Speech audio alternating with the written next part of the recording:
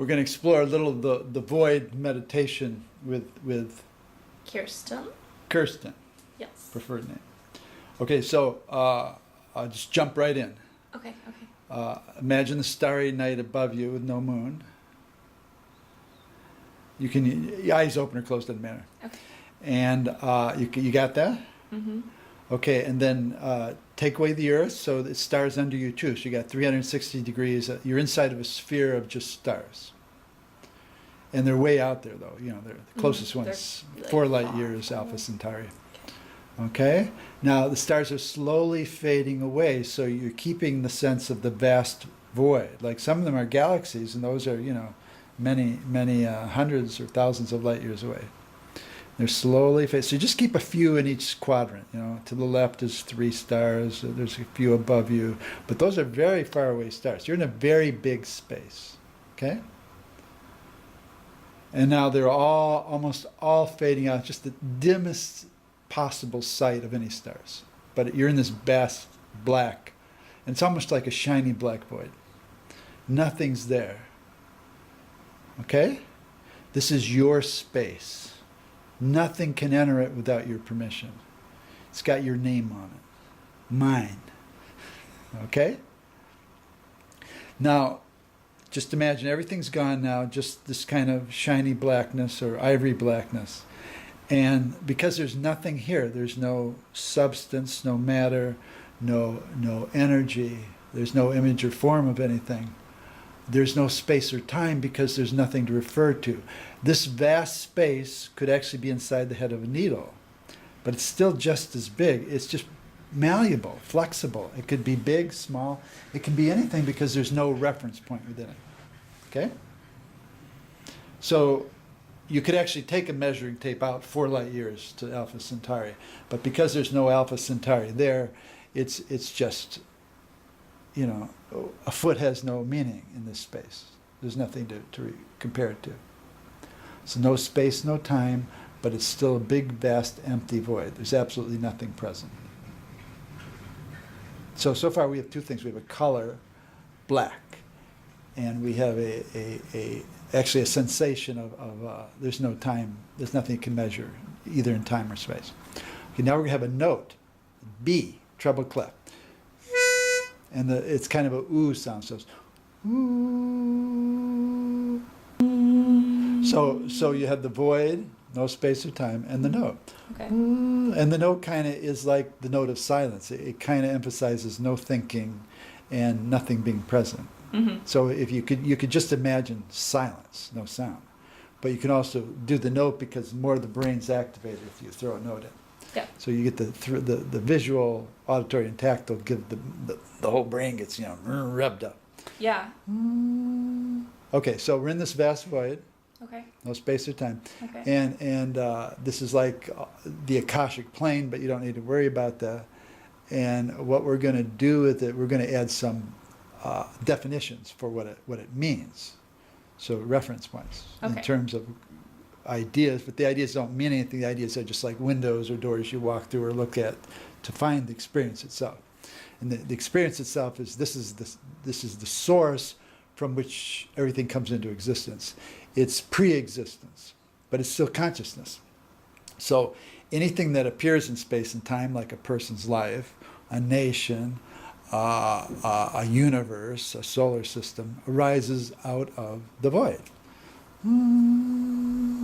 So when you get in this vibration, it reveals the source of a person, the original nature, the original purpose of a solar system. What's the purpose of the planet Earth? What's the purpose of Homo sapiens? What's the purpose of you? What's the purpose of the universe? It kind of gives you that attunement with whatever that is. So it's the source from everything arises. And because it's the source of everything, it's still proprietary. Mm-hmm. It cares about anything created. So the universe itself it contains all possibilities because it's nothing. Mm-hmm. And so having the actual universe is part of the possibilities. Yeah, like nothingness is everything. So it can create basically a specific universe or some other specific universe. So it has that quality. Then it's the source. It creates things. It sustains it because it's always there. and it refines and restores them to their original purpose. And then it dissolves them again when the purpose is done, so there could be something new. Mm-hmm. So that's the void in a nutshell, is like and you're becoming united with it. It's like you're becoming this vast empty space. So let's try that again. I'll do the note, you do the void. Okay, yeah, cool.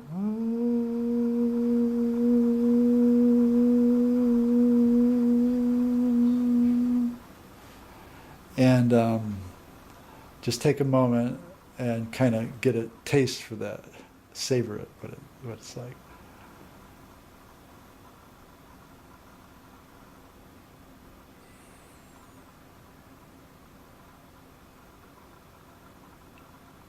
It's interesting. When you surround yourself with sound, it completely alters everything. Like when there's, especially when it's a concentrated sound, like just one note, and you have time, like it literally alters your physical being, right?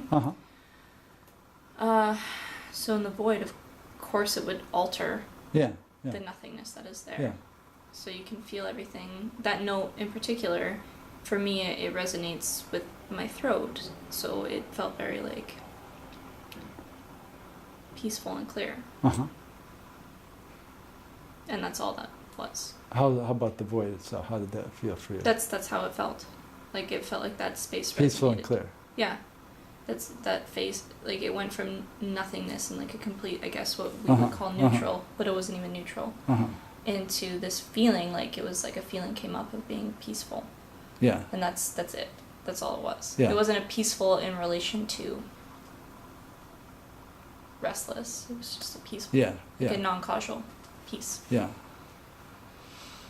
So what's the difference between your void and my void? See, if I'm in the void right now, well, just sense my aura. See, like, just give me a second. Okay, there I am in this void.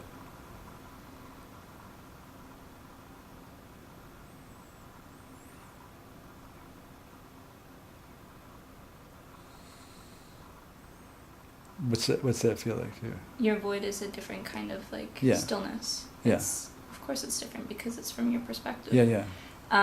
Your void is, I can literally feel it when you're creating that space around you. It's very expansive. And it's like a wave through me. And then when I come into your void, it's like I am instantly nothingness. Not that I am nothing. Yeah. But like, it's instantly nothingness. Yeah. So my intuition keeps telling me this is not something you should be doing. Really? You don't sense that though. You feel comfortable. It's different for me. I didn't understand it until you explained it to me. Yeah. But once you explained it to me, I was like, oh, okay. Yeah. It was literally like before you had explained it to me, it was one of those things that I didn't know that I didn't know. Yeah. It was very much outside of what I would do. Yeah. But as soon as you introduced it to me, it became part of what I knew I didn't know, and as I practice it more, it becomes more of what I know. See, this is like really me, because I feel very safe, because it's like as the source, I have that kind of sense of I can get anything that is wrong and make it right. Anything imbalanced, I can return it to its original nature. Yeah, it's not like that with mine. Or even like in that poem I wrote, it's like because there's no barrier or boundary within the void, there's no separation. And so perfect love is its expression. You know, it's got that feeling, there's just oneness here. There are no images. And so anything that I bring here is part of the oneness of it.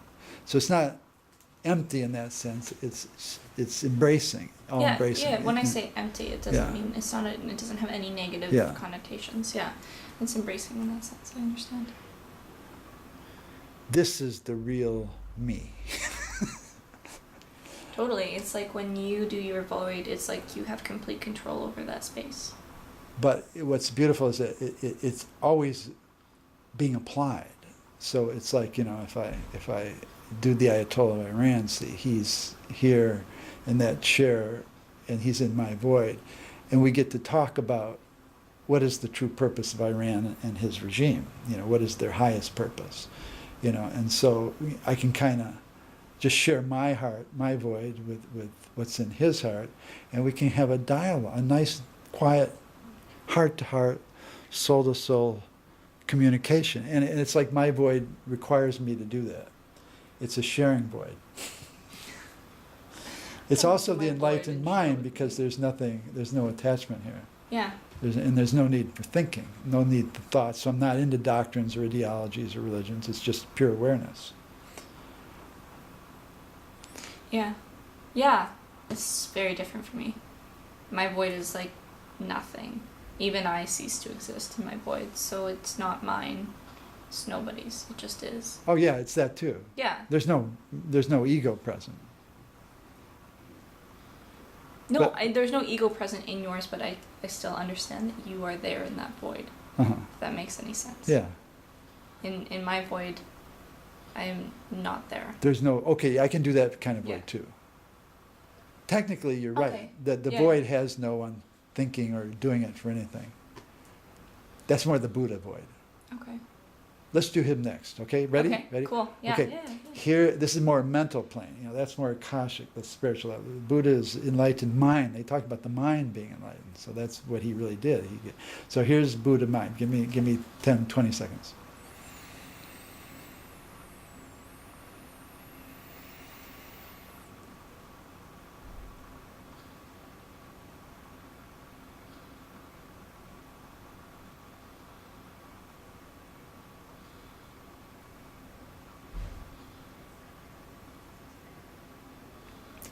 Okay, that's Buddha mind right there. It's really different. It was very peaceful, and there was no forcefulness about dissolving. It was almost as if you were dissolving. It was like a slow dissolving of everything Mhm. around you. It was still peaceful, and it didn't feel as dark. Mm-hmm. There was still light around, but the light wasn't even, there was no source. Mm-hmm. It just was. It was a different kind of light though too. Yeah. It was really cool. I liked that one. Yeah. Nice.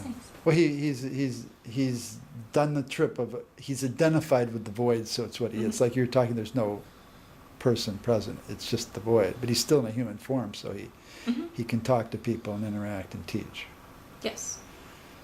It's very cool. But it's like a mirror too. It's impersonal. It can be, a mirror can talk to you, like in the mirror on the wall. But this Mhm. mirror is perfectly clear, so there's no blur, or confusion, or attachment in it. Everything is seen as it is in its true nature. Mm-hmm. But he's not doing the creation, the source of everything that exists. He's not doing that. And he's not trying to purify and perfect everything. In fact, the Buddha is Yeah, there's doesn't. no like manipulation. There's about no it. It's, evangelical quality to the Buddha. Yeah.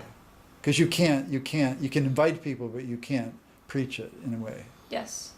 Whereas like, I don't know. You can correct me if I'm completely wrong. Whereas like, you do your void in order to change something. Mm-hmm. That's kind of like the intention. Yeah. With your void. Yeah. This Buddha, it was just to experience that. Yeah. He Yeah. wanted freedom from suffering. He Yes, got exactly. it, right? There's no suffering here. Yeah, and as soon as we did the Buddha void, like going into it, there was like automatically like not a mantra, but like an auto suggestion that came into my mind, Mhm. like I am nothingness, Yeah. dissolved. It's cool. They're both valid. Yeah, I love Buddha. Yeah. The Buddha mind is just so, and it's right here. It's like right. It's just there. So you don't have to go looking for it. So let me just test that void again about my void. So, Okay.